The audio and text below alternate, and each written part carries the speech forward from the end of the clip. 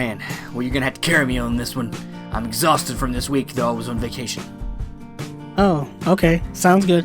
It is my movie choice, so I figured... Well, yeah, I've only seen this, I would say, solidly one time. I mean, I think I watched it once, and then, but it's been so long ago that I barely remember it, and then I kind of watched, 30 minutes of it when I bought it recently, and then now I've watched it for the first time fully, focused.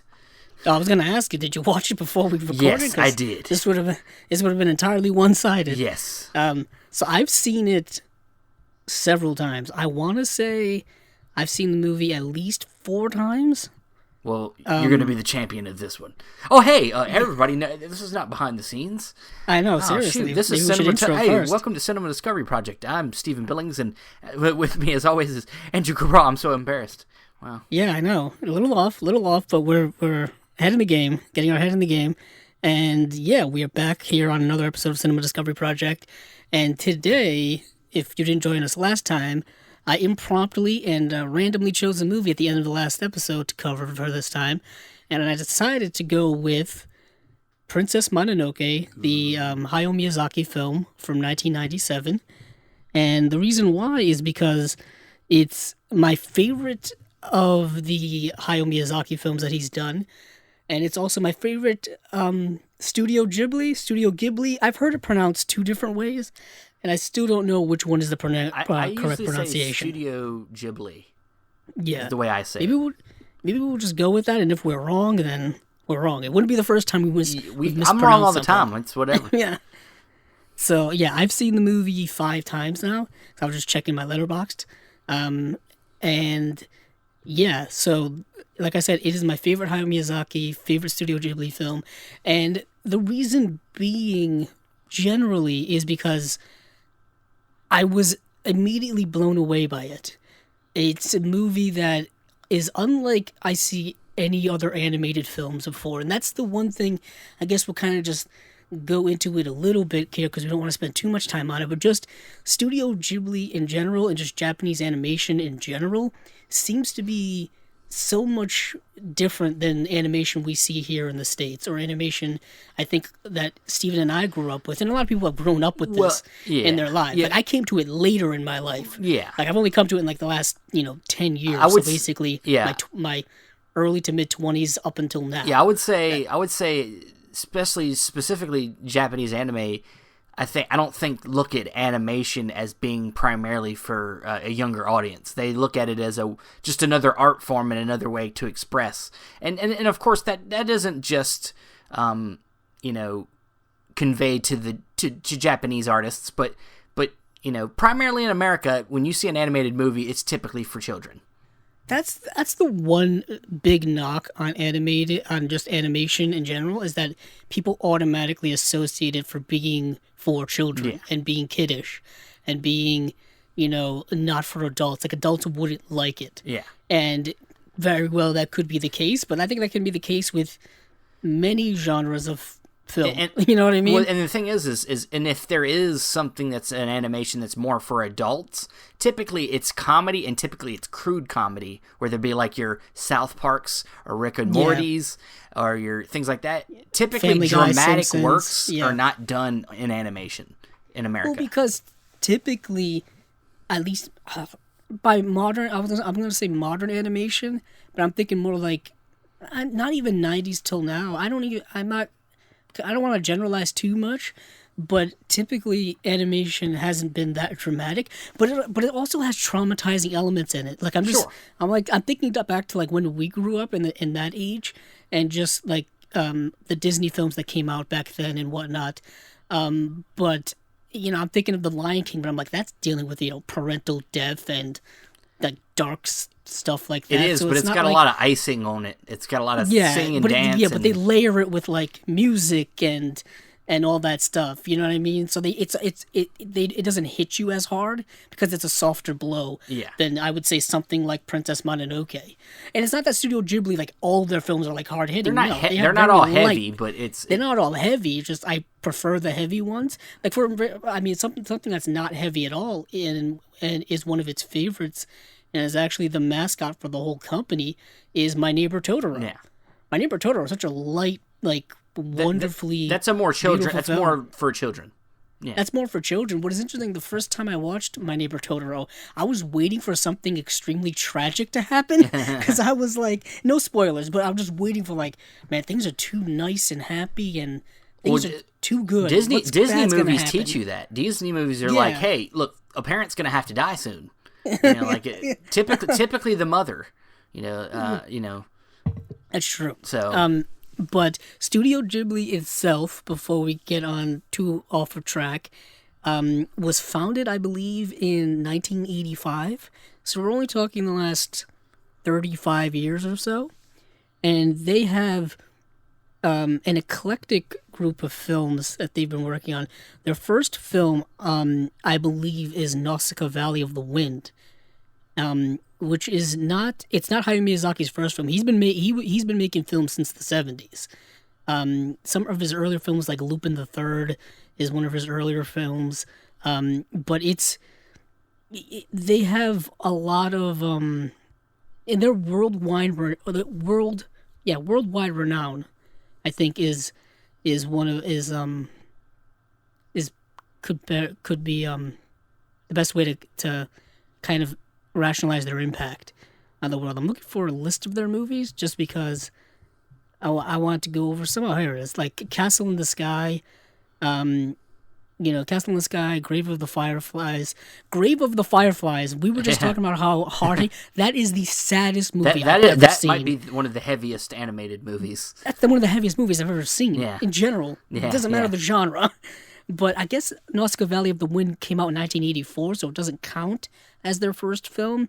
But it's kind of always come out under the Studio Ghibli banner. Like if you buy the Blu-ray or the DVD, it says it's a Studio Ghibli film.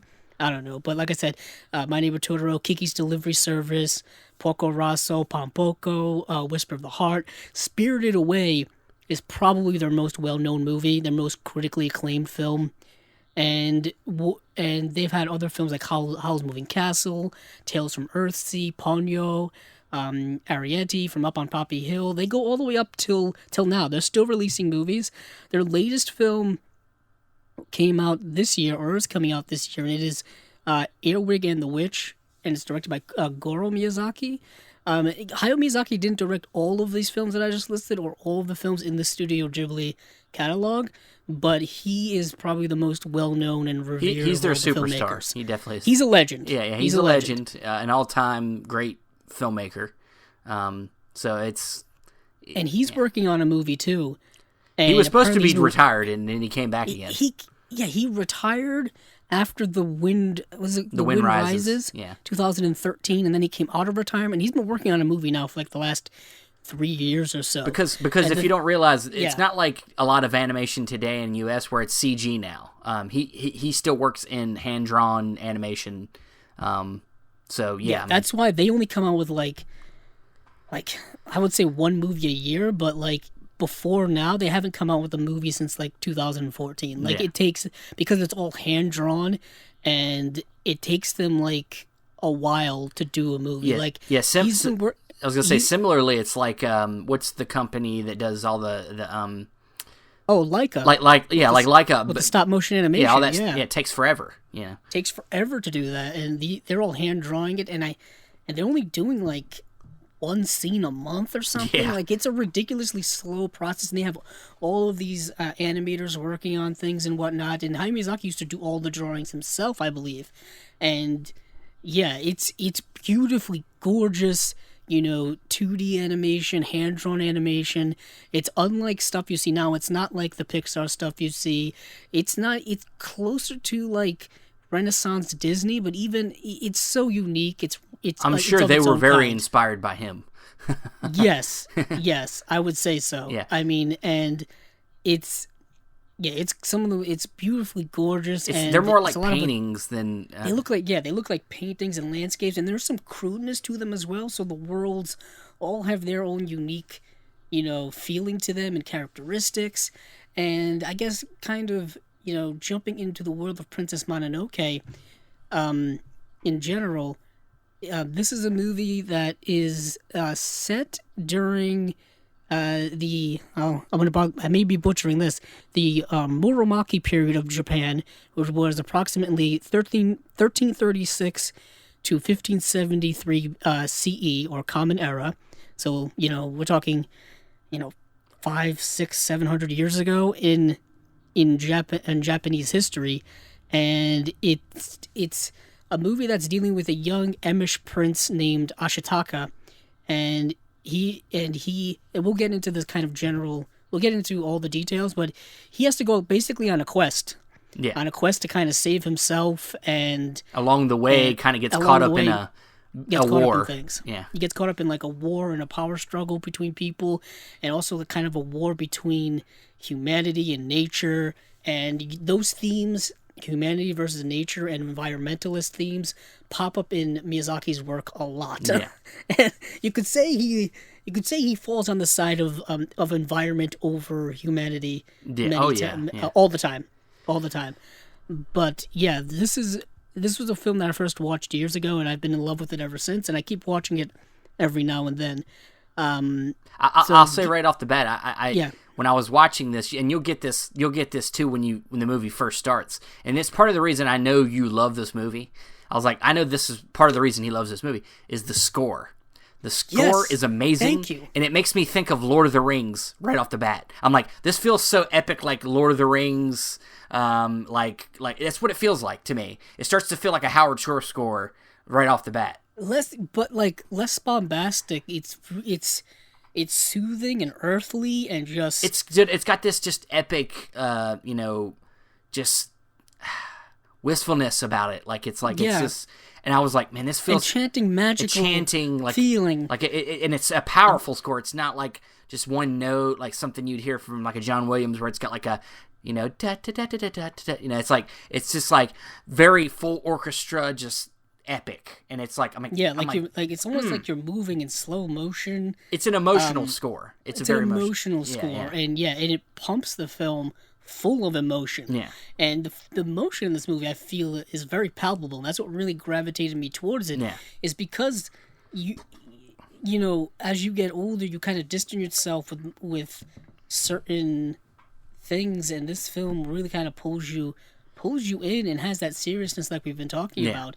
Like it's different than when you go back and you're driven by nostalgia when you watch, like, I don't know, Cinderella or The Little Mermaid or Lion King or stuff like that. But I think as I've grown older, I don't know how other people feel, like there's a distance there because you're no longer a child and you no longer have that childlike wonder and connection. So watching something like A Princess Mononoke, I have like adult-like wonder of it, if that makes any sense. But the film moves too. It's 2 hours and 13 minutes long or so, but I feel like it moves, especially the second half. Yeah. So I guess starting off, we'll just dive right into the plot, spoiling the heck out of this movie. Yes. If you haven't seen it yet, brace yourself or watch the movie and then come back. So we open up here, and the film opens up with this monstrosity thing that's like just barreling through this woods. It just looks like it's an embodiment of a demon, apparently. But it's like, it looks like a walking like a worm monster. Yeah, it looks like a worm monster, and you don't really know what it is until like these worms kind of pull back and you see it's a giant boar. Yeah. And what we learn is that it's a boar god that's come from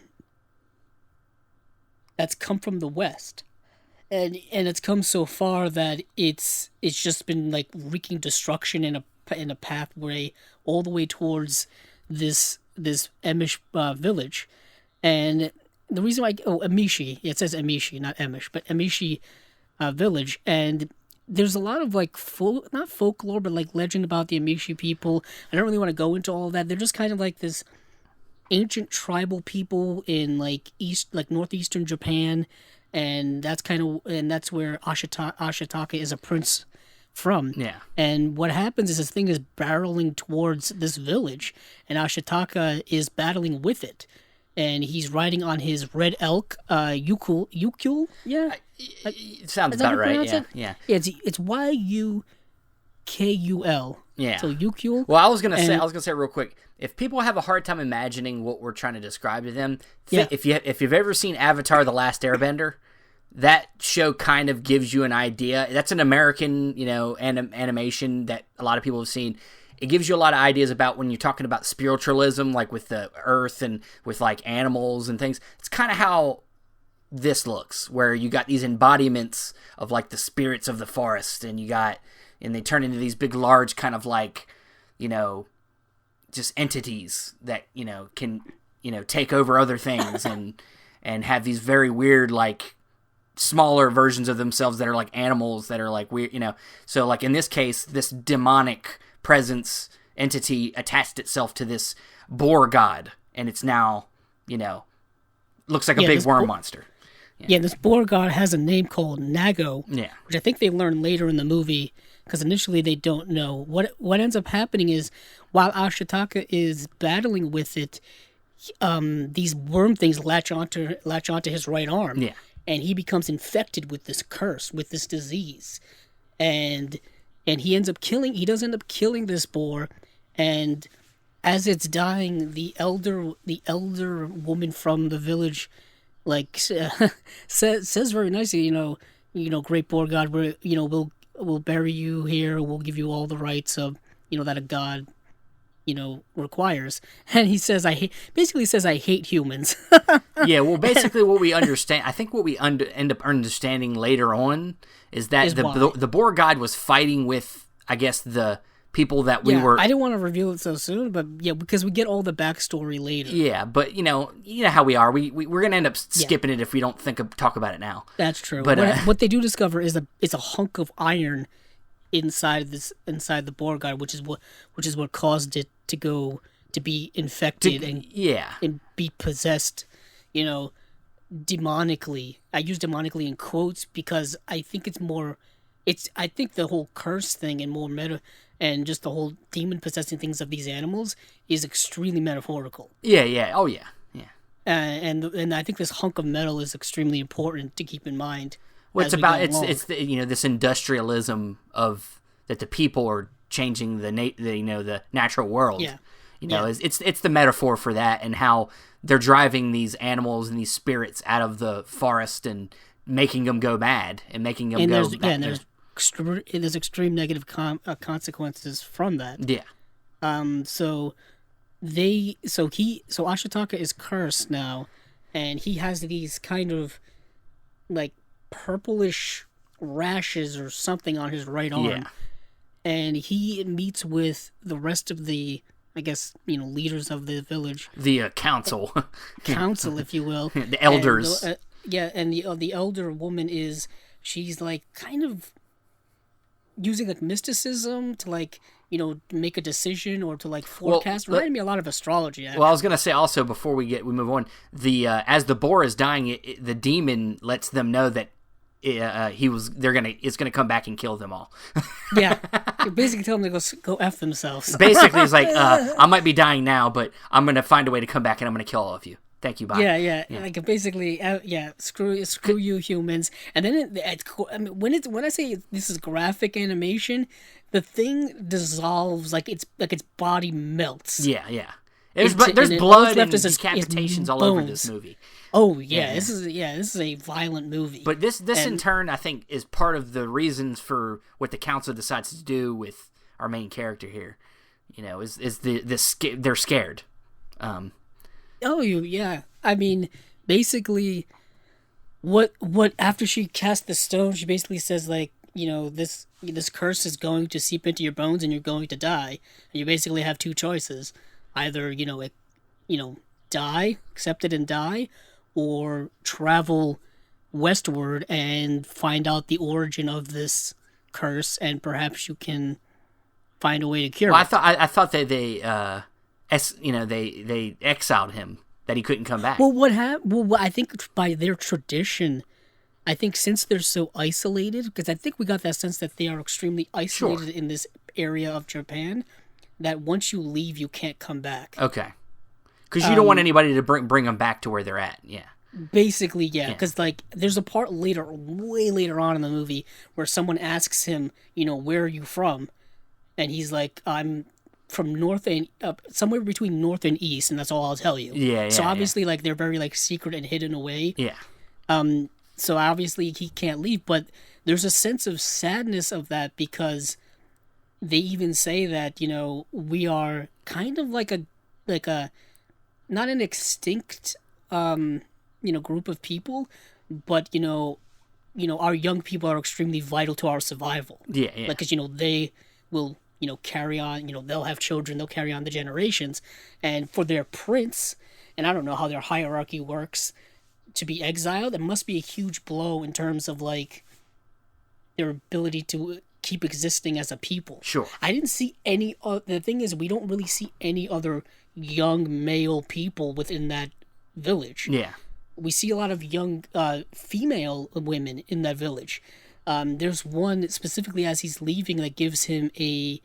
Isn't it like a diamond dagger? I think. Yeah, well, yeah, the girl, yeah, girl, Yeah, yeah. and I think that's like his sister. They Is really it? don't Yeah. explain that. That's the one thing I'll say is I really wish we would have gotten a little bit more of his life at the beginning. Yeah, it's a little the intro. It's not even like first act stuff. It's just like this whole intro is very very quick. Yeah. It's like 15, 20 minutes. It's not a lot of time. I don't even think it's 20 minutes. It's quick. He's up and gone and he's on his adventure right away. And we don't get that sense of like how his village operates or anything like that. We don't even know if he has parents. Like we don't even know if he has parents. But he leaves and he's on his way. And he says his goodbye and he leaves with his red elk, Yukul. I'm gonna have trouble saying that. Yukul. And we get this lovely kind of montage of just him traveling through the country, beautiful countryside, and then he comes up upon people fighting. Yeah. And what happens is he's just trying to like... Isn't it like samurais that are attacking a village? Yeah, it's like samurais that are like fighting like villagers or farmers. Yeah. And they're kind of... And it's like women and like just men with like pitchforks and stuff that are trying to fight against guys with like spears and swords and stuff. And they're kind of, you know, they're getting killed. And he's just trying to make his way through, but they notice him. Yeah. And they're like, oh no, there's another one. So they decide to attack him and he's like... I'm just trying to get through. Just let me through. I don't want to mess with anybody. Yeah. But what happens is when they're attacking him and he tries to fight back, the curse almost activates itself. Like it becomes sentient. Yeah. It starts like taking over his actions, and his arm starts like bulking out and like vibrating. And what happens is when he releases an arrow, it like takes some guy's head off. No, it takes some guy's arms off. Yeah. And pins it against a tree. Very graphic. And then there's another guy when he's going along, he takes a dude's head off. Yeah. And it's like, wow. Like, this, maybe we should just let this guy alone. Yeah, this curse has a you could say a superpower effect. It gives him kind of super strength in a way. Or super abilities. And what is interesting about it is it only seems to show up when he gets angry. Yeah, yeah. It's kind of like, the Incredible Hulk. He only like shows up when Bruce Banner gets angry. Yeah. It's kind of something similar to that, like a superpower. And that's kind of when I think there's a lot of fantasy elements in general, but that's one of the major kind of, I think, human fantasy, amalgamations in the movie, combinations. Yeah. And so he rides away from that scenario, and he ends up in this other village, I think, and he comes across. He's trying to buy rice, and he pays with gold, and they don't recognize. They don't accept gold. Yeah, they don't really know what it's worth. They want real like money, or whatever the currency is at that time. So there's a guy who's also there named I'll say Jigo. Yeah, Jigo. Oh boy, that's rough. It's Jigo. So Jigo. Yeah, Jigo.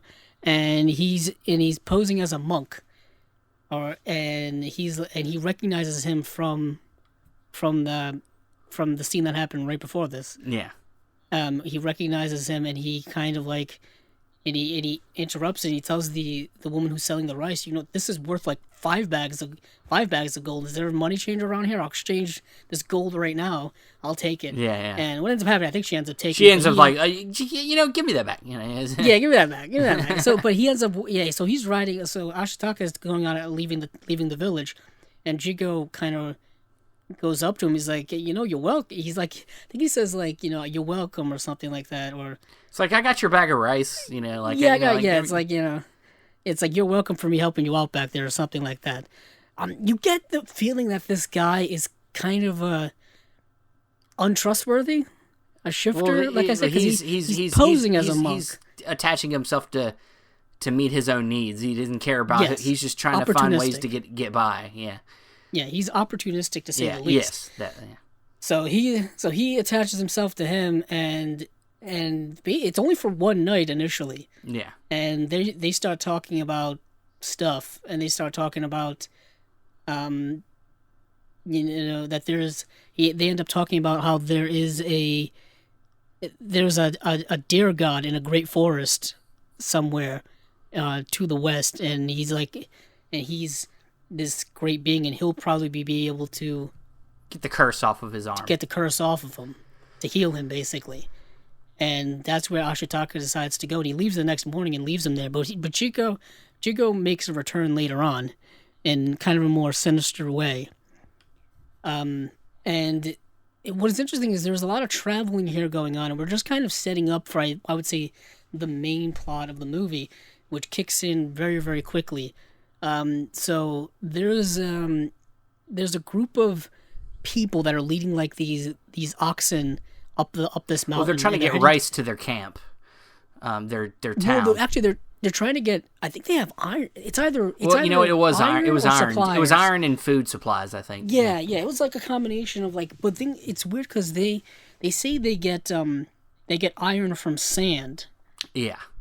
And so they're bringing all of that there because what happens is they're heading to this place called Irontown, which is apropos because they manufacture iron in Irontown, and they're taking all this stuff there, and it's raining, and they're trying to get these oxen up this mountain, and what ends up happening is they end up getting attacked by this wolf pack. There's this one giant wolf, and then there's these two big white wolves, and there's a giant white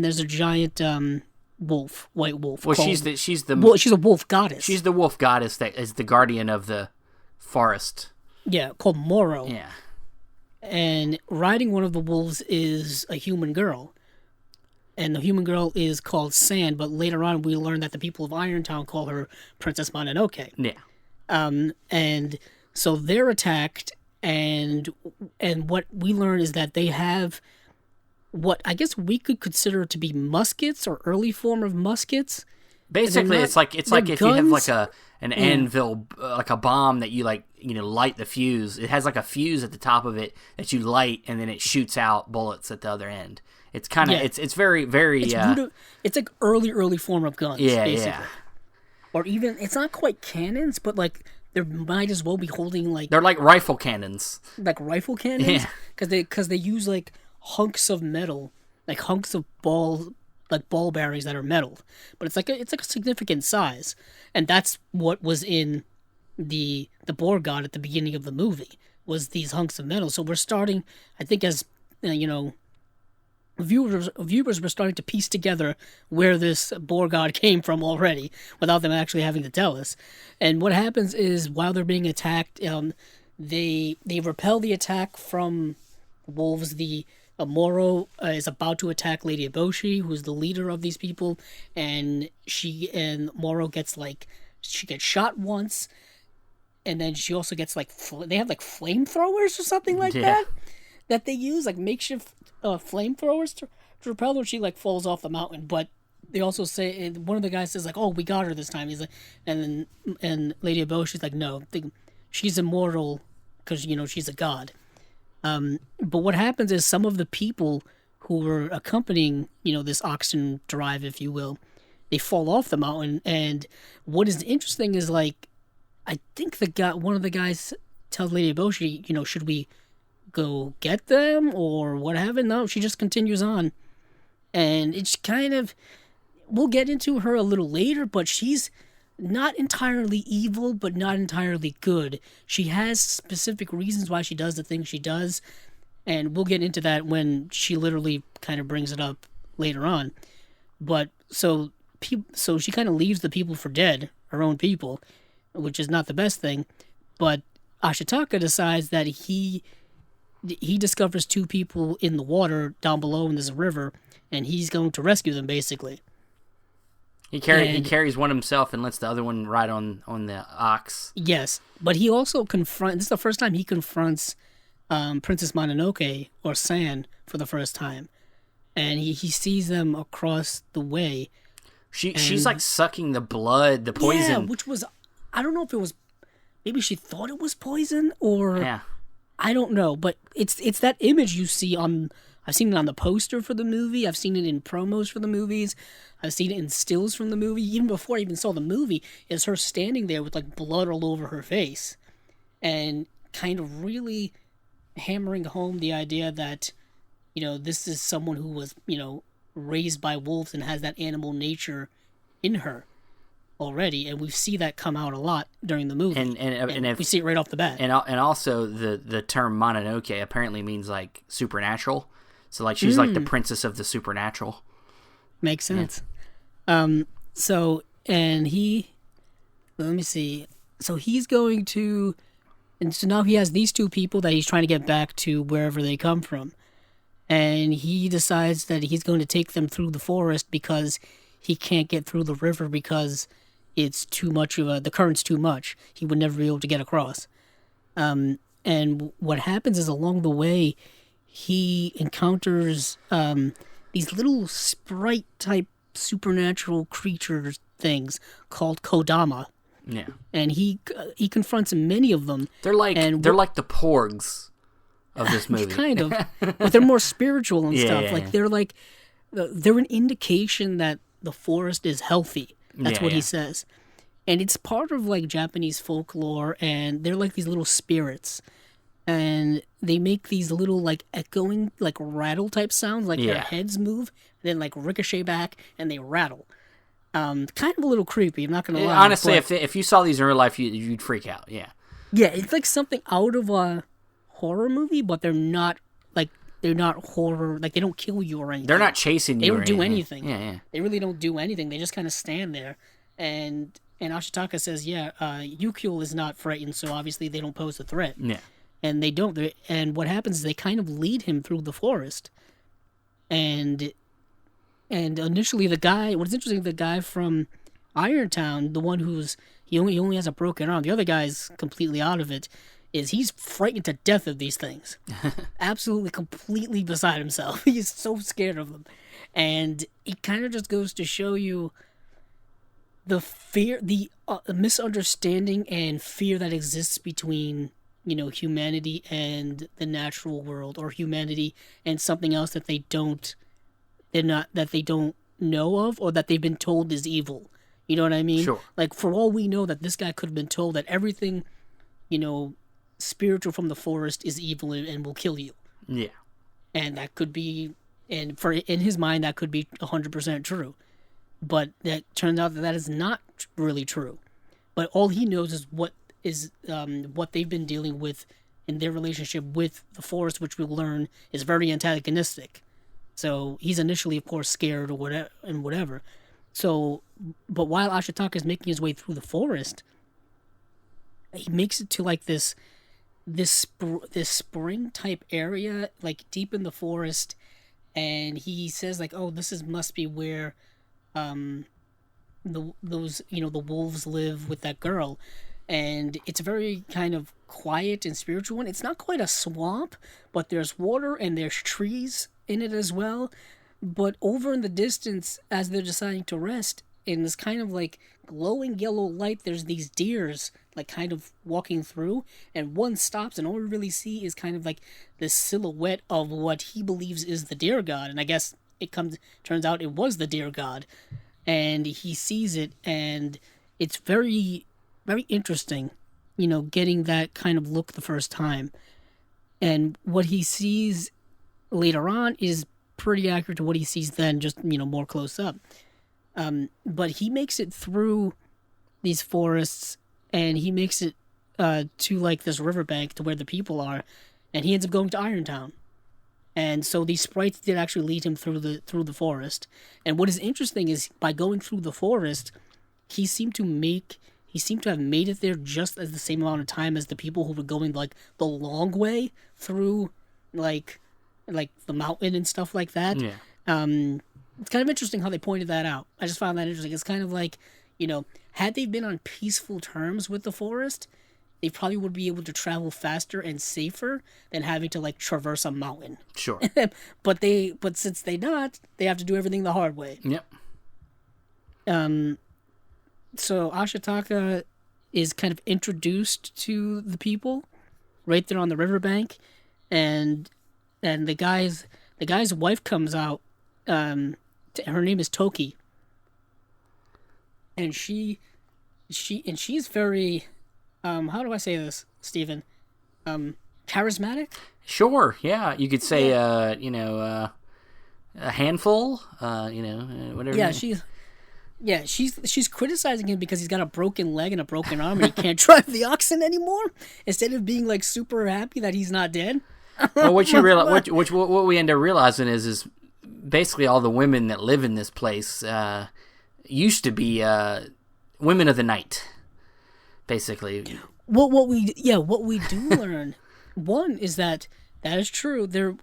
And we also learn that they work the forge. Yeah. They're the ones who keep the fire going with this giant kind of, pumping mechanism. Yeah. That's deep within the ironworks, and it's basically them that run the place. Yeah.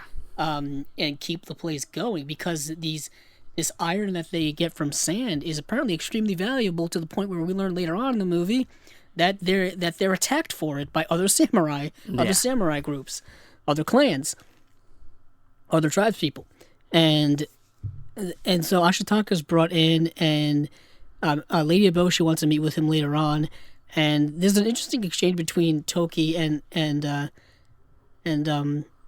Ashitaka, where she's like, because Ashitaka's got that, like, this covering on, like this whole big kind of, like, his face is like half covered, his head is covered, and like he's got this long kind of thing that's made out of like straw or something, and she tells him, take it off to see if he's handsome. Yeah. And well, that's what I'm saying. These women. They're very open. I wouldn't say promiscuous isn't the word. Promiscuous is not the word, but they're very open by the way they talk and by they act, and they're very free in the way in which they talk and the way they act. They're not being controlled by anyone. It's a very kind of refreshing and progressive little society that they have there. Well, their leader is a woman. So yeah, their leader is a woman. That, not only that, but just the freedom in which the way these women can talk and act. They don't feel like they're oppressed. Like they're not afraid to say stuff like that. You know what I mean? They're also not afraid to say stuff that they say really right in the next scene, because Ashitaka is eating with the other men, and the women are there in like the doorway, and they're like, Ashitaka, come visit us sometime and all that kind of stuff. Like they're playing with him, yeah, right? Oh yeah. And they're being flirtatious and playing with him, and he says basically, what he learns from the men is we learn the backstory of the fight between the people and the forest. We learn that the people have used up all of the resources around Irontown to get the iron, and now they've had to go to the forest and basically start burning down wood and taking up land to get more iron. And what we learn is that the boars fought back against that. They would attack them while they were doing that. And this is where this really reminds me of Lord of the Rings. It makes me think of Two Towers. Makes me think of how the big trees decide they want to fight back against Saruman, and it's literally nearly the same thing that happened in Lord of the Rings, where in Lord of the Rings, Sauron was burning up Fangorn Forest Yeah. to use his forges to create, armor and weapons and Yeah. stuff, basically to fuel and fund the war.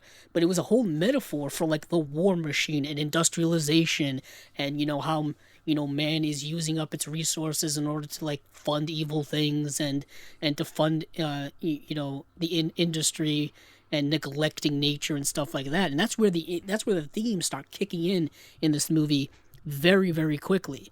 And it really kind of paints that to be a really obvious theme.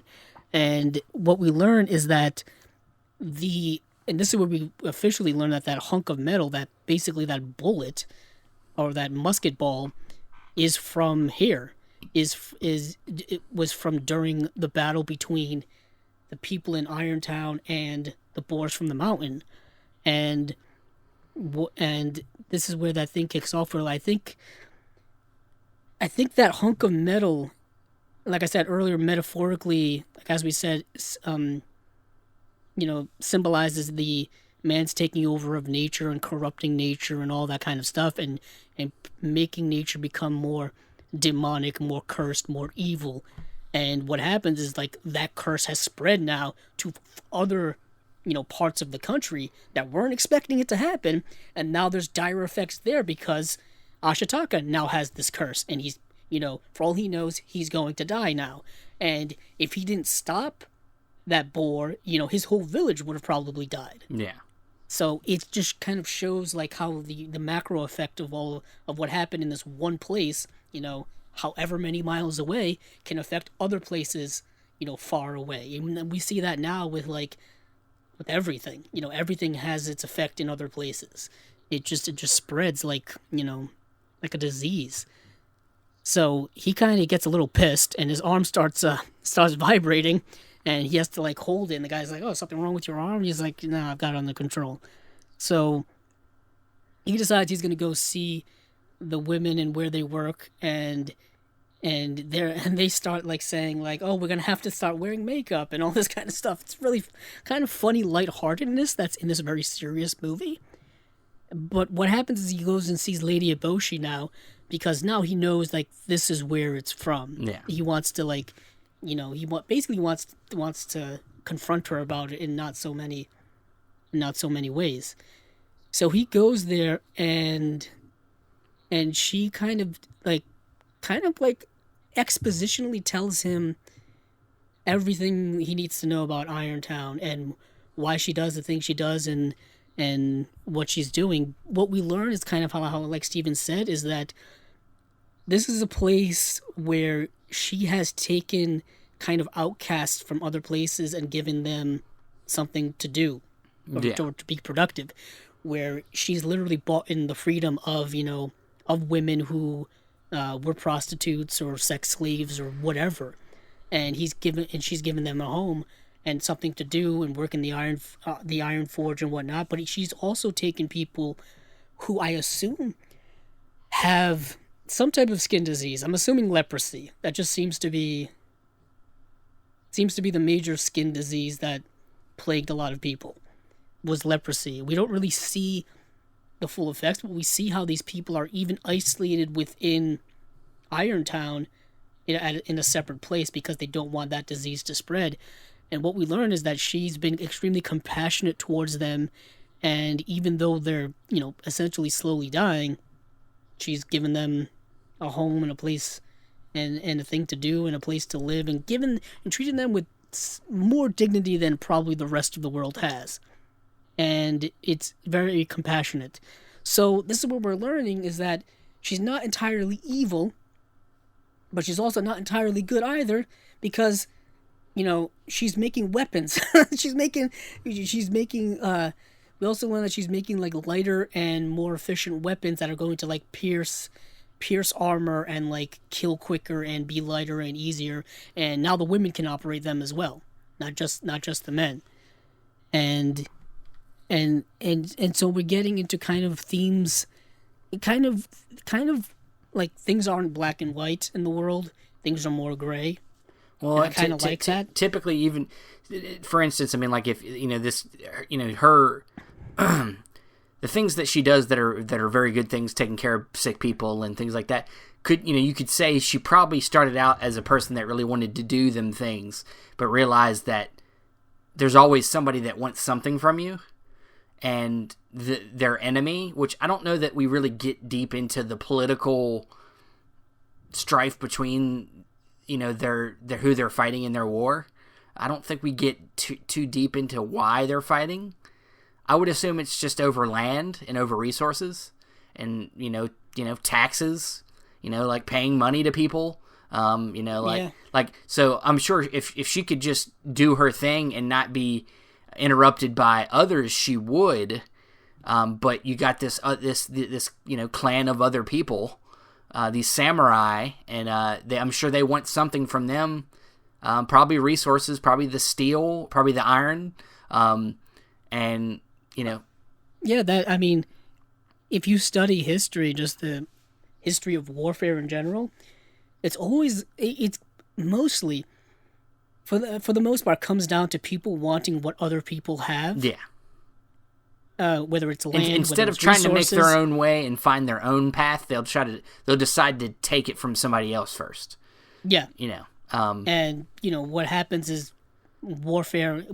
Humanity in general has been consistently at war for seemingly forever. Well, it's a business now. Yeah, now it's a multi-million-dollar business. Oh, it's $1 billion. Spanning it's the billions, globe. Buddy. It's billions. Yeah, billions. Yeah, billions now. It's spanning the globe, so it's like it's only gotten worse. It's only gotten worse. So yeah, I mean, and so she has had to become more of a hardened person, and compromise probably some of her moral ethics, to continue to do the things the good things she does. Yeah, and what we also learn is that she believes that the blood from the forest spirit can like slow or cure the disease, the leper's disease. Yeah. So in a way, she's altruistically wanting to kind of destroy the forest to help the people, in a way, and yet again, it's a very gray thing. Because I don't think it comes from it doesn't come from an area of malice or hatred towards the natural world.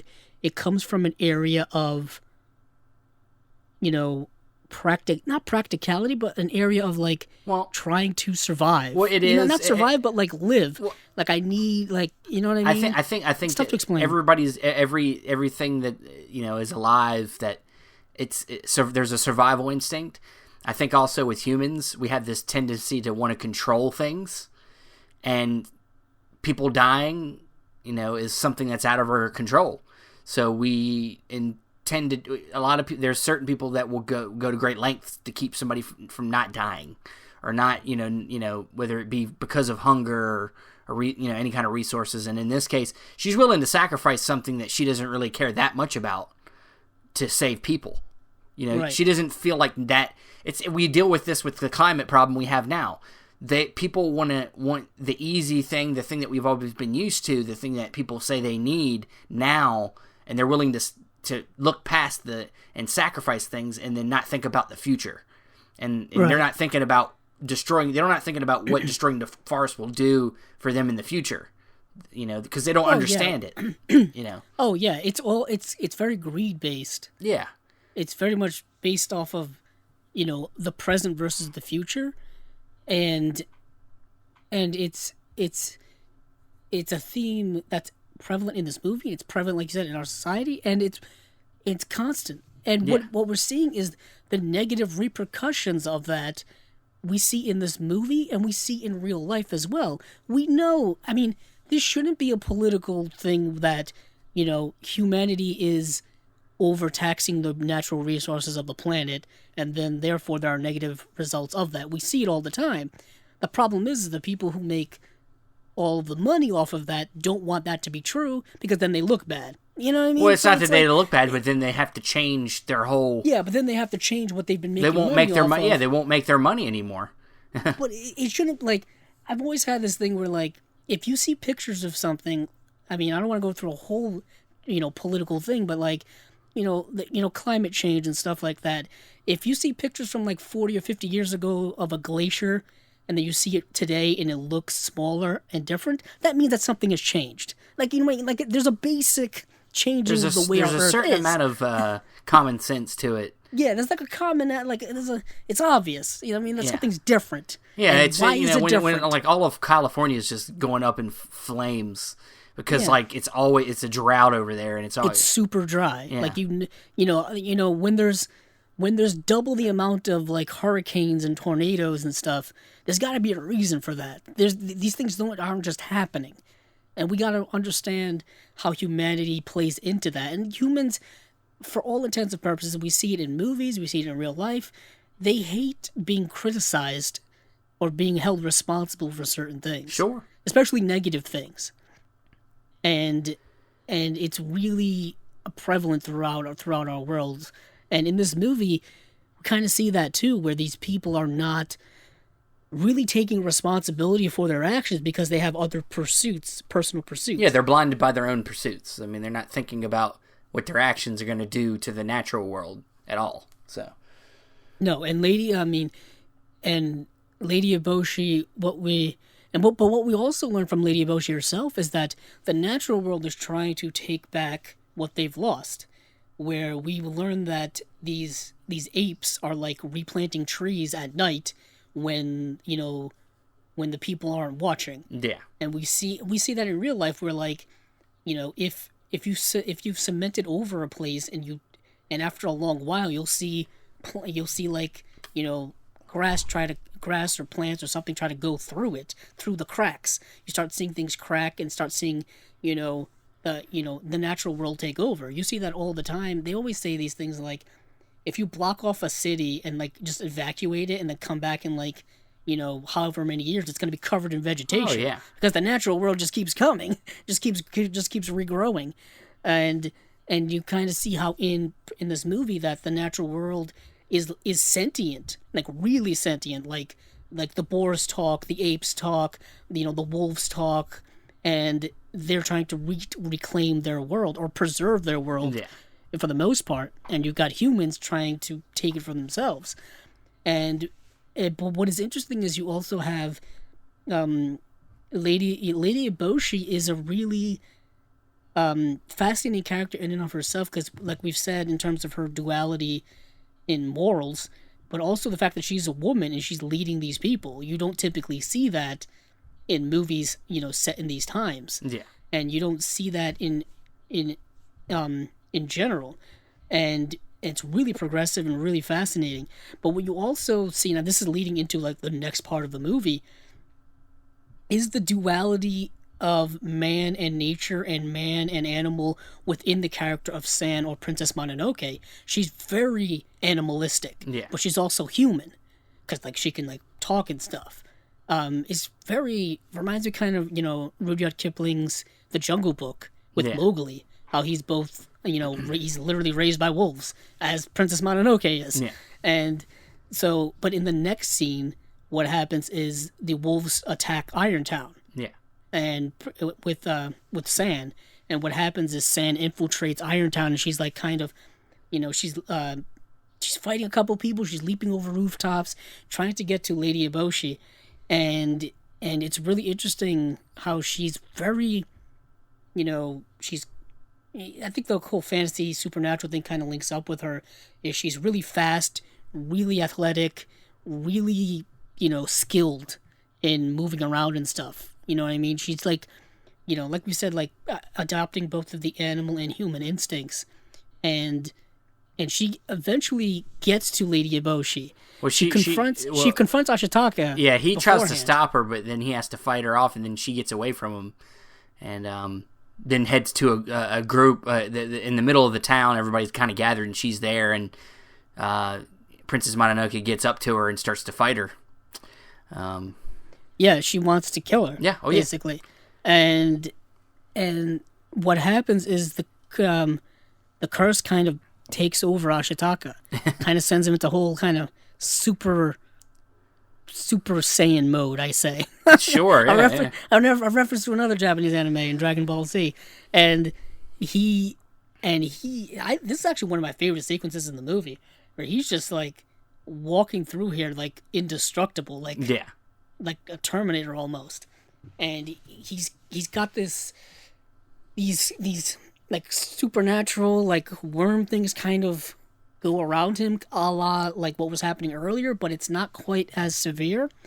And he's just like walking along, and one guy tries to go up and tries to attack him with a sword, and he's able to like bend the sword backwards with one hand, and he tries to stop them from fighting, tries to be the mediator to stop Lady Eboshi and Princess Mononoke from fighting, and of course they're not listening to reason, and I think Lady Eboshi cuts him in the face, I think. Yeah. And he gets kind of mad, and he like punches her in the stomach, knocks her out. He gets in between both of them, and then, and like hits one. He knocks out both of them. Yeah. Yeah, knocks out both of them. Knocks out Mononoke, and then he picks up Mononoke, and then like somebody comes and like takes Lady Eboshi. He's like, yeah, she'll be fine. She'll be fine. So he's just carrying her out, and the Iron Town people are kind of shocked, kind of amazed. And then you have one of the ladies that decides to get, like, she tries to speak up and say, hey, you did this to my lady, I'm not going to let you just go. So he just keeps walking out, and then she says she's going to shoot him, and it doesn't seem like she's going to do it.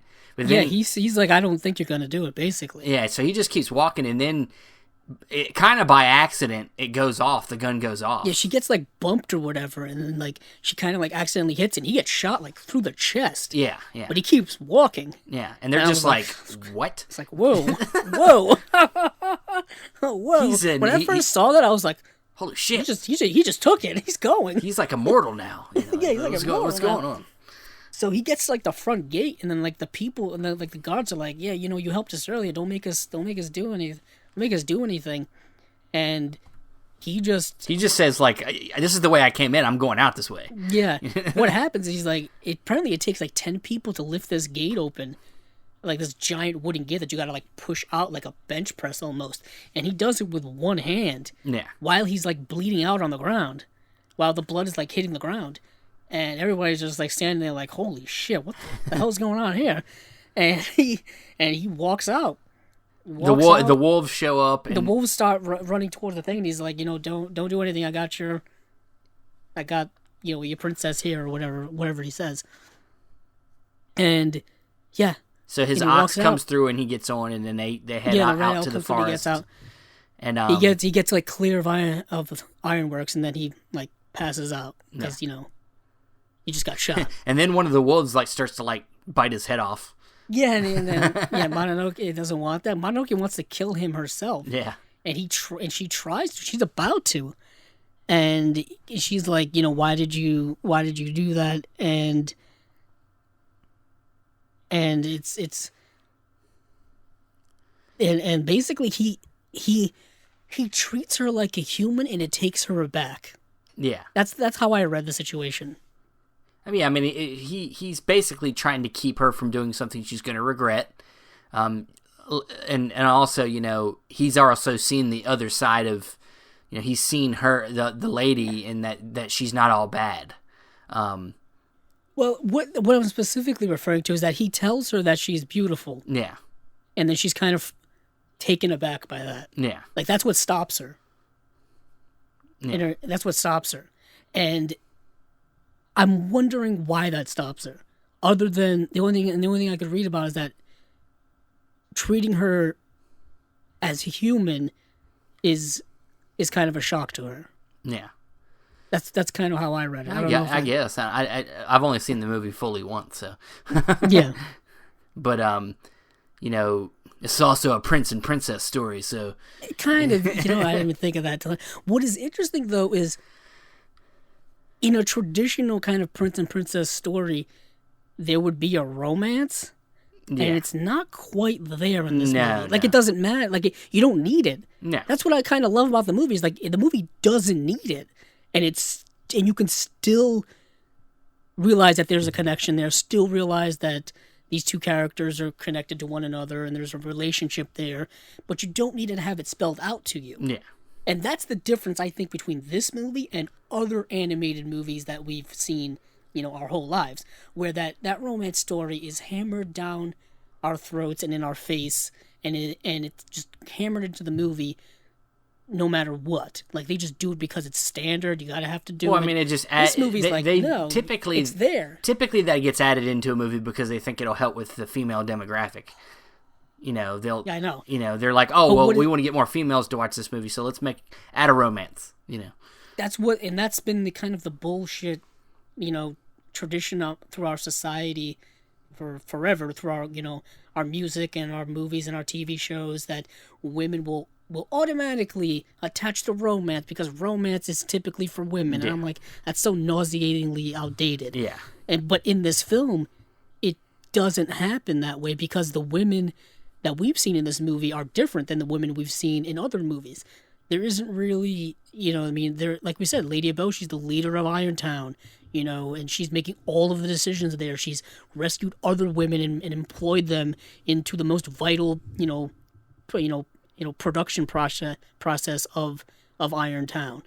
And yeah, so that romance is not quite there in this movie, although it is, but it's not in our face. I would say it's more of a respect and honor and kinship, friendship, relationship, connection. They're both obviously very spiritual. I mean, there's fantasy spirit throughout this whole movie.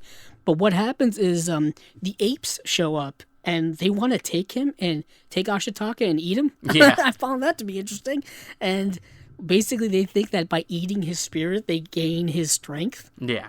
And the way Mononoke or San tells it to them is that by doing that, you also get like the human curse as well. Yeah. Because they hate humans. We get this idea that there's a genuine hatred between like the natural world and the human world, literally.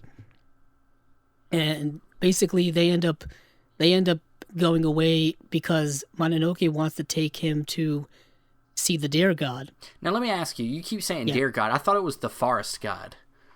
Because I mean that seems to be what I think they're one and the same. I was gonna say. I mean, I know he takes the form of a deer.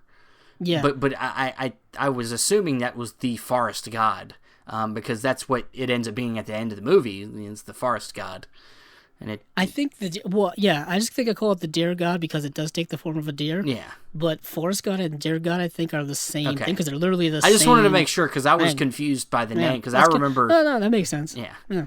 I just want to make sure I was thinking of the same thing, because I know it looks like a deer, but I remember them calling it the forest god, because it's like the form of a stag, but it's like, its face is like not, it's like almost more human features. Yeah, we'll get to that, because we're about to see it right away. Yeah. So she takes, the wolves and her take him deep into the forest, into like this meadow grove type area. And this is the same spot him in the people they came across before. Yeah. But she takes him. There's like this little like island thing, like in the middle of like this little river, or lake or whatever. And she takes this piece of like a branch of a tree, puts it out there, and then takes him through the water, and puts it. She kind of props him up at the end of the like up on the island with his body still kind of submerged. In the water, half in, half out. Yeah, and she also, what's interesting, she also takes like the reins off of Yukul, and says like, "You're free now, go," or something like that. And of course, he does. I don't know what the it's a loyal. He's his loyal. Yeah, the red elk doesn't leave his side. He doesn't leave. So, yeah, reins or no reins, I don't think like, and that's kind of interesting.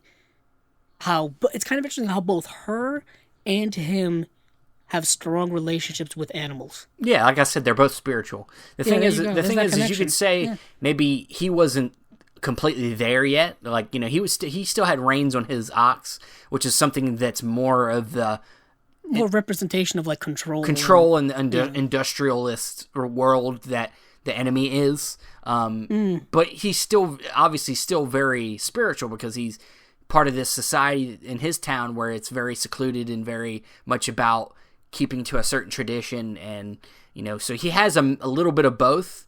And I think with meeting up with Mononoke, it helps bring him all the way to the spiritual side, to being fully of that world. And of course his connection even with the demonic presence that's on his left arm, it also brings him there too. Yeah, it's almost fate, if you will. Yeah. Or something like that. What happens is we see the forest god or deer god, however you want to say it, and during a specific, when it's night and when it's day, it's in two different forms. Yeah. Now I think at night. At night they call him the Night Walker. The Night Walker. So when it's at night, it's a giant, like it looks like a giant gelatinous creature. It looks like a big giant deer? amoeba lizard looking thing. Yeah, think like Godzilla sized, but it's like gelatinous and like a clear, and it's gooey, I guess. Yeah, I mean it's just like a big spirit animal, Yeah, big spirit animal thing. And then at night is when it kind of morphs back down into its deer-ish form. Yeah. Where it's got like the deer body and like these interesting antlers, but it has like not a deer face, like a flat deer face. It's very odd when you first see it. It's kind of humanistic. It's kind of frightening. It's a little humanistic, like it's kind of like... That's the creepy part about it. It's a little humanistic. It's a little humanistic. It looks like maybe like some kind of Japanese mask of some sort, something like that. Well, in a way, it's kind of masking itself during the day, so it's not recognized. Could you imagine this giant thing walking around the forest during the day? Yeah, I think people are going to see it. Yeah. Yeah. So he kind of shows up and decides to heal his wound. Heals his gunshot wound. Yeah. But the way in which Miyazaki presents it is like epically beautiful, majestic, magical. Like it's mysterious. The music is pulsating, and it's walking across the water, on top of the water. Yeah, mind you, and because it's a god, so it can walk on water and do like mystical things. But also as it's walking on land, like plants are sprouting up around it, because it's like a god that gives life, like a life god, if you will. And it kind of, I didn't bring this up earlier, but it's kind of like whenever you hear about like indigenous religions or something like that, like older religions, they're very connected to the spirit world. They're very connected to the natural world in terms of praying to the natural world and things like that. I just think of like the native indigenous people of the United States and all that kind of stuff. But it feels like that type of religious history is within the Japanese people as well. And so you get that connection of the gods are in the spirit natural world, and they're also the givers of life, literally in the sense, because plant life is life. And it's very interesting how that goes. And what happens is the way he heals me kind of like bends down and like heals him.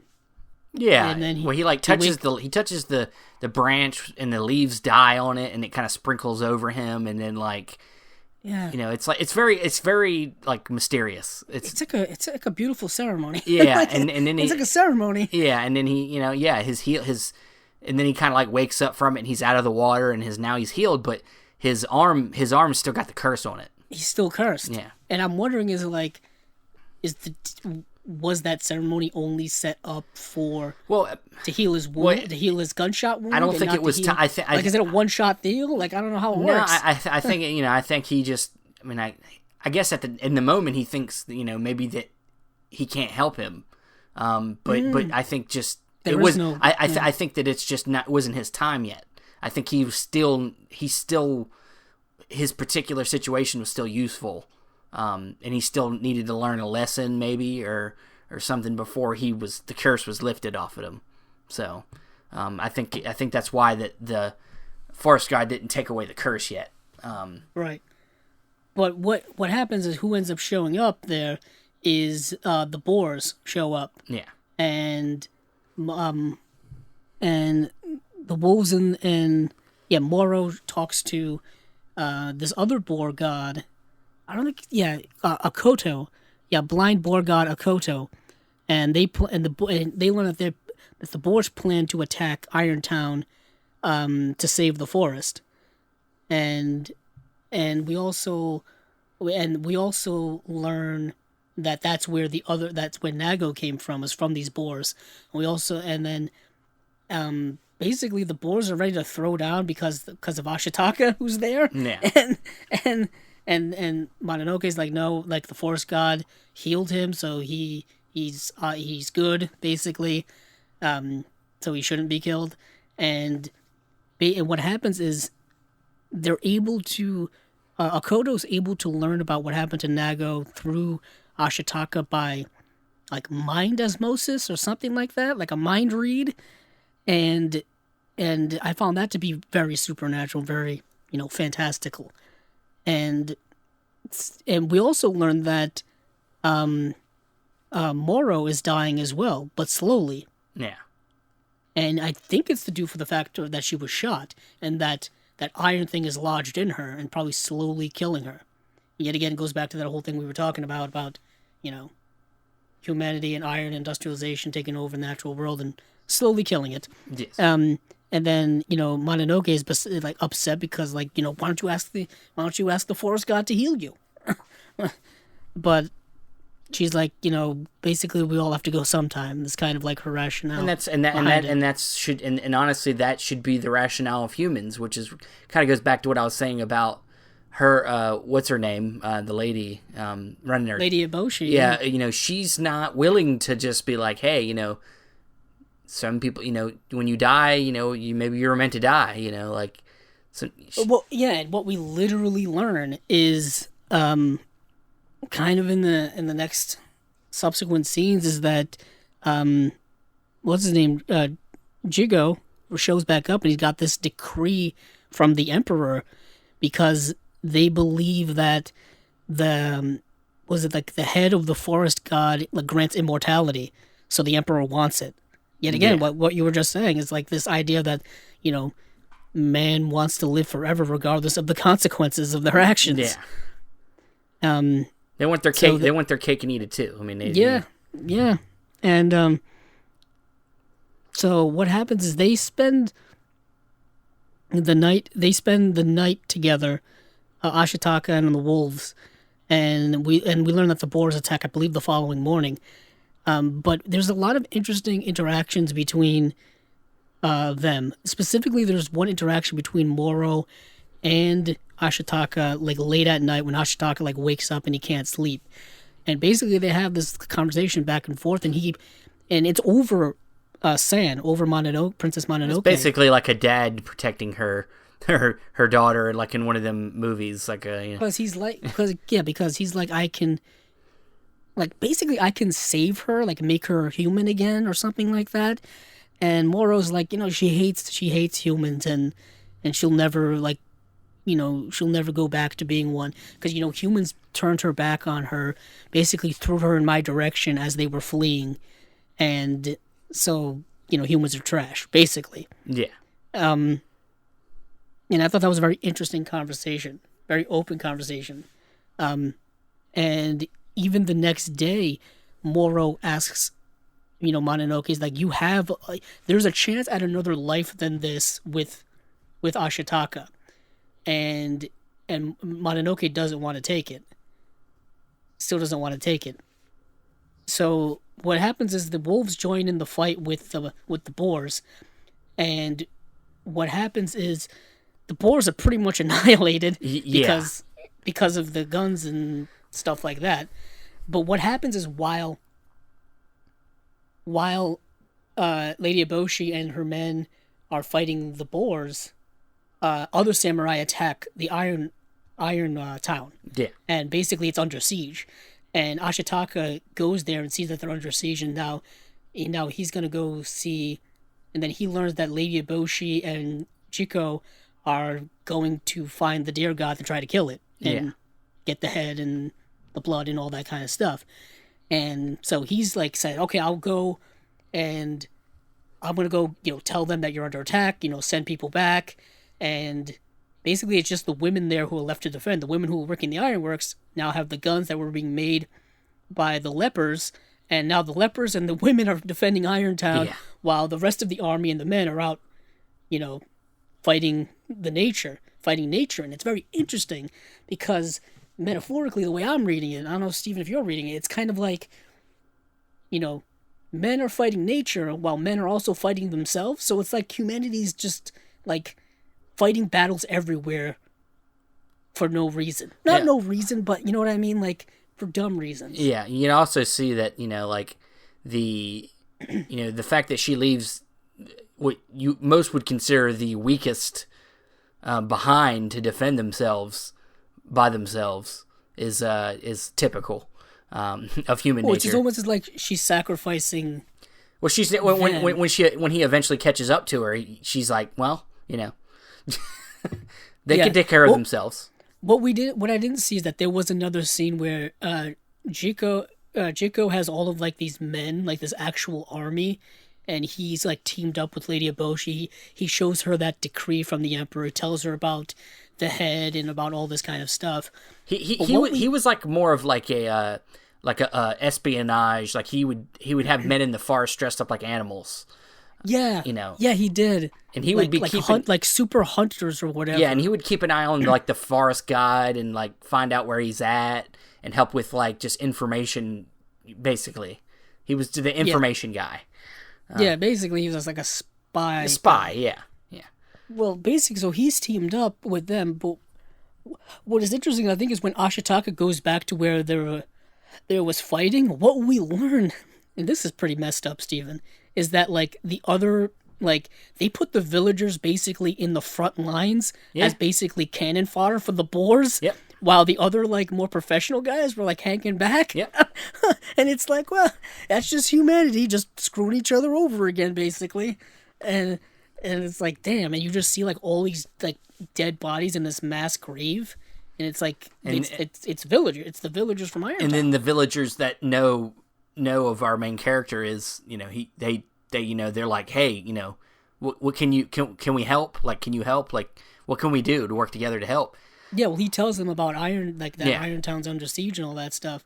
And I think initially the other guys like they try to oh no, he's trying to like lift up the boar because he sees one of the wolves underneath. Yes. And then one of the guys who doesn't know who he is from like that other, Jigo army or hunters or whatever, like is like gonna shoot him or something.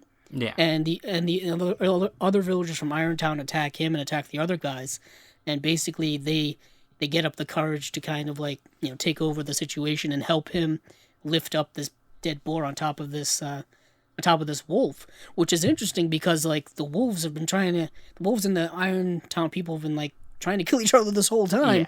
Yeah. And now like one's like banding together to try to save another, and it's kind of like, friends, like enemies become friends, if you will. Sure. So but what happens is Yukio got hit with an arrow at some point, and he's got to stay. The villagers look after him. Yeah, villagers look after him. He goes on the back of one of the wolves and heads. Yes, he goes on the back of the wolves he just saved, and he goes to head up to that area where everybody's going. Because what we didn't see is that at night Jiko was in the woods and saw the forest god, go from giant back down to a deer, and heal Ashitaka. Yeah. So he knows the location. So he's taken Lady Eboshi and the other hunters up there, and so basically everyone's like kind of going to be converging on this one point, and shit's about to go down. Yeah. What we also see is that Mononoke is with one of the other wolves, is it with? With one of the other wolves, and Mononoke is with Akoto, and kind of leading him towards the deer god, the forest god. Yeah, to heal him. they're bleeding out pretty bad. Yeah, he's bleeding out pretty heavily. Yeah.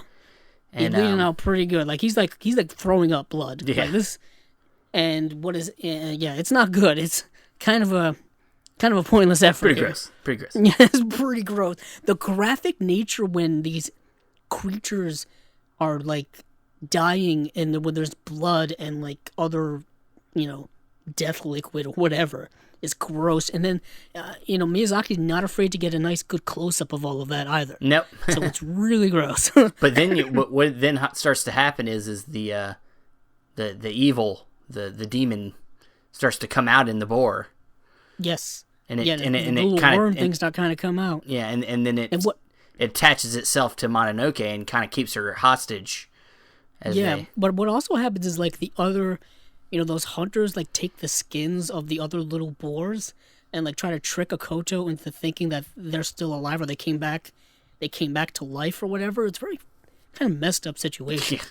All these hunters like skinning animals and using their skin as camouflage, if you will. It's really so all the boars basically got annihilated, and like we said, all these worms kind of like, and they kind of overtake Mononoke and they're kind of like carrying her along the way into leading them to the forest god. Sand tries to she tried to stop it, but she got caught up in it in the demonic corruption. That's a great word. Basically Moro intervenes and tries to rescue Mononoke, and then in turn like she's like she already knows that she's dying, but she's gonna rescue her child in San / Mononoke. I keep bouncing back and forth between calling her San and Princess Mononoke. Yeah, just call her Mononoke. Yeah, because at one point in the movie, they just don't call her Mononoke. Like, the only people who call her Mononoke are the Iron people, but everyone else calls her San. Yeah. So, I don't know. Either way, it's the same person, for those of you at home listening. So, like I said, everyone's meeting up at this place, and I'm trying to remember. Basically, when we get there, like you say, everything converges, and then the forest god shows up, and the point is that they need to cut its head off, and they the demonic presence tries to kind of like, it starts attaching itself to the lady, and she has a gun, and then she shoots the head off the deer. Yeah, what happens is basically what you said is true, but what also happens is the spirit god like euthanizes Akoto versus saving him. Yeah, because in a way it saves him by euthanizing him. But as it's walking across, shoots it does.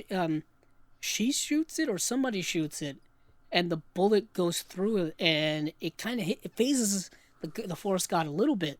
Like it starts like its hooves start to go below the water, but then it like recovers. Yeah. And then you realize that you have to like shoot the head at a specific spot in order to do it.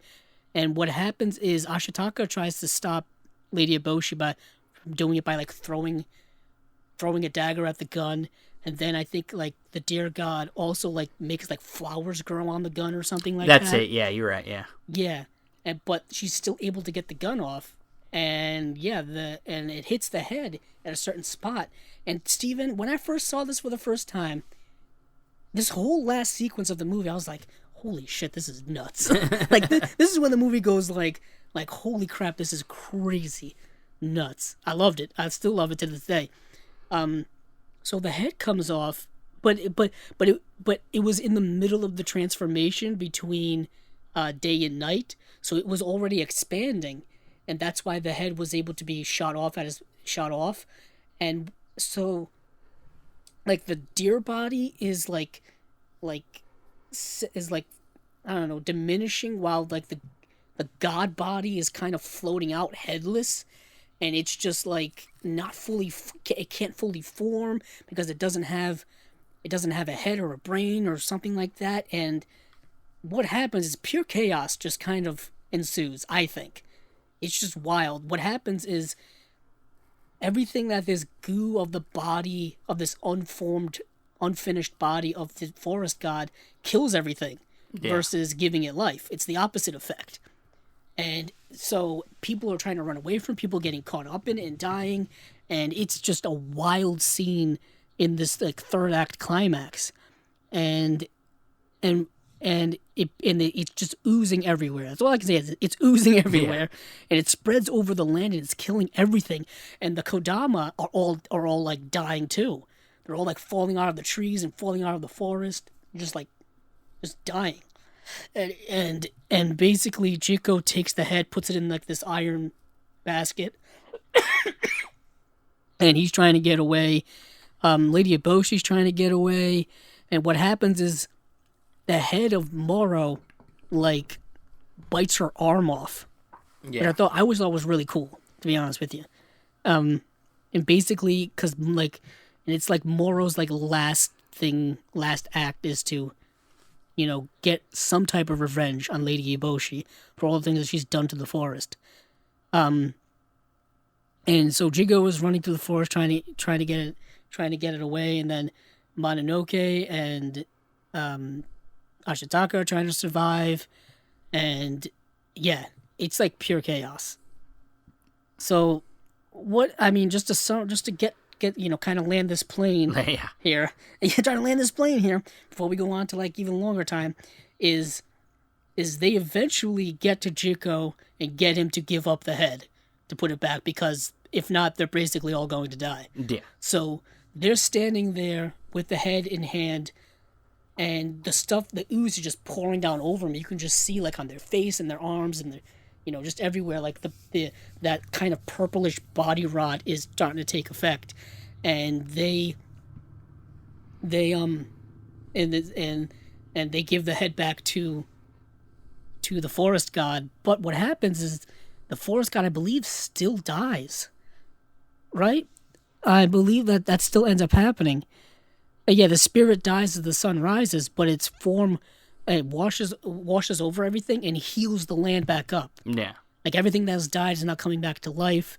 Ashitaka and San or Mononoke, all those wounds are healed, including, I believe, the original curse that was on Ashitaka is now healed as well.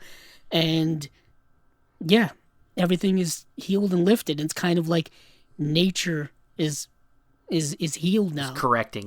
It's correcting itself, or correcting the world. I'm not doing it justice because we're trying to it's kind of a hard. It's hard to describe. It's really hard to describe and to give it kind of its epicness. Yeah. Because that score is in there, and there's just all kinds of chaos that's happening, and it's just crazy and wild. And the first time I saw it, I was just blown away by what I was seeing. Like all of these different elements coming together, and just the way this climax closes out this movie.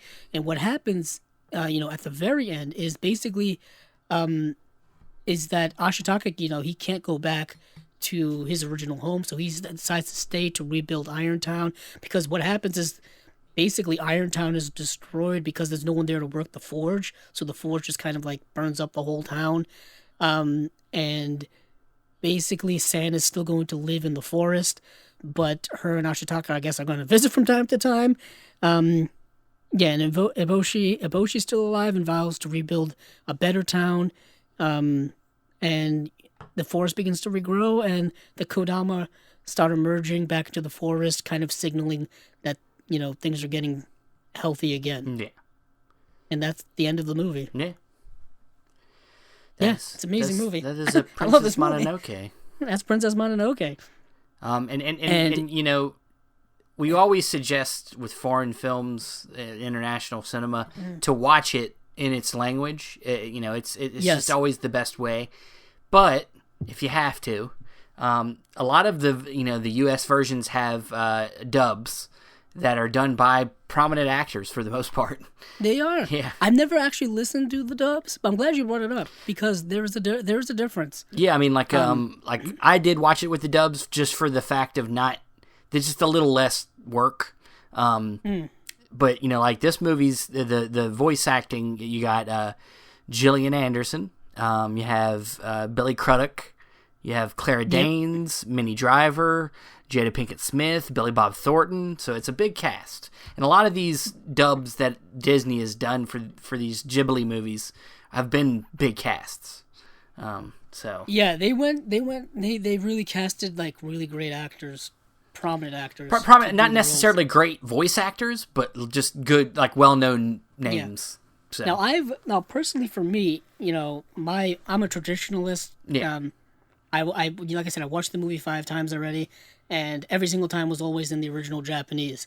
And the reason why I always do that, and I'm not knocking anybody who does it. People do this with the Japanese anime television series all the time, whether it's dub versus sub. People have big fights on the internet over this, and I'm like, come on, people, what are we doing?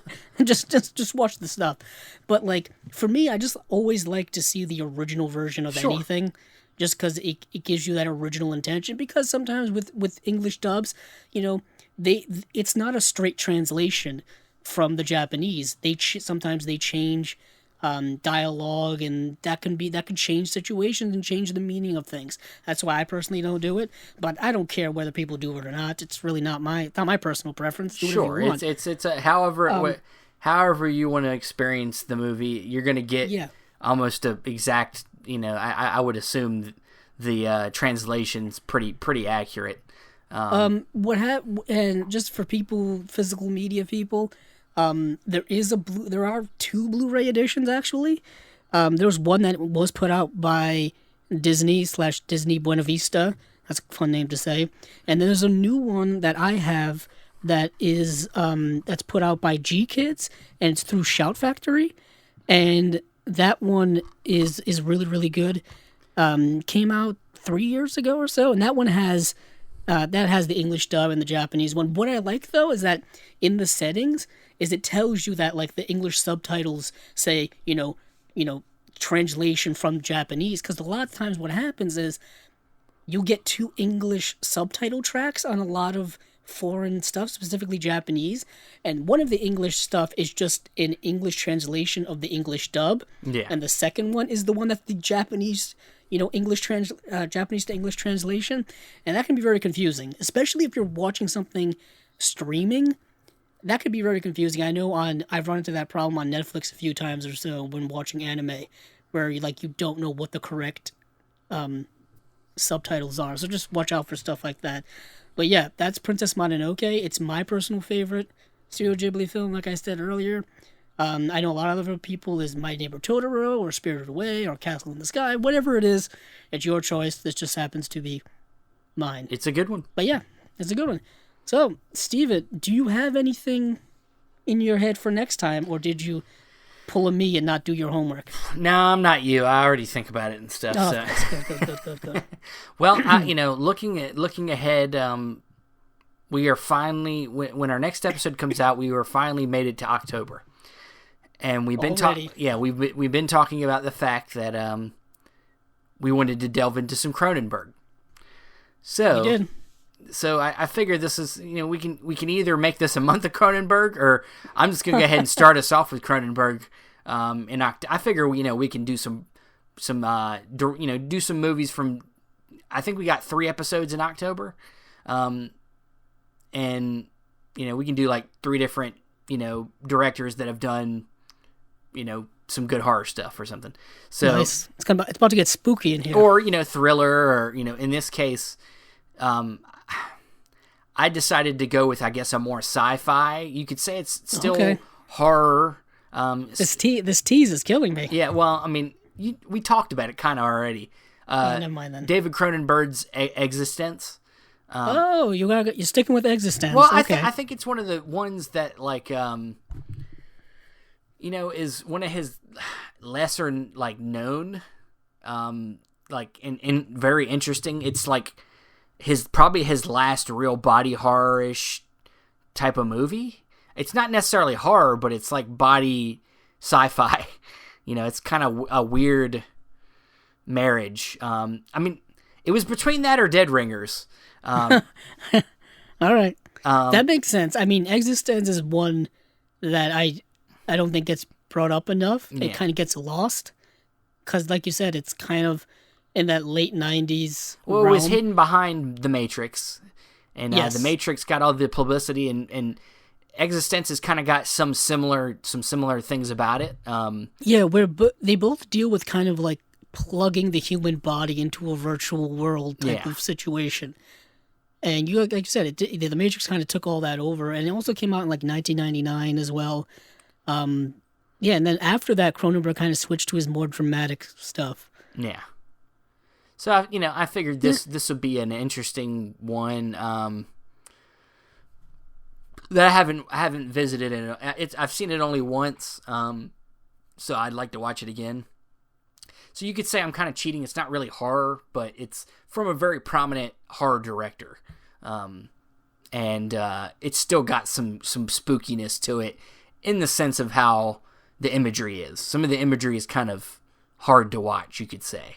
But well, anytime you're inserting wires into somebody's body, it's gonna get a little gross. His movies have a very distinct style to them. In a lot of he uses a lot of prosthetics and a lot of practical effects to give you a certain feeling of unease. I think with a lot of with his movies. So it's I think that'll be an interesting one. And we'll try to maybe get more horror. That'll be up to Andrew on the next one. So yeah, that'll be it for this episode. Where can we find you, Andrew? You can find me on Twitter at Cabzilla06, as well as my YouTube channel, Cabzilla Productions. And you can find me on Facebook, Stephen Billings. You can find me on Instagram at Cinema Discovery Project, or on Letterboxd at Cinema Discovery. And you can find the audio for this podcast on Podbean or Apple Podcast. Thank you for listening, and hey, keep on watching them movies. I know I will.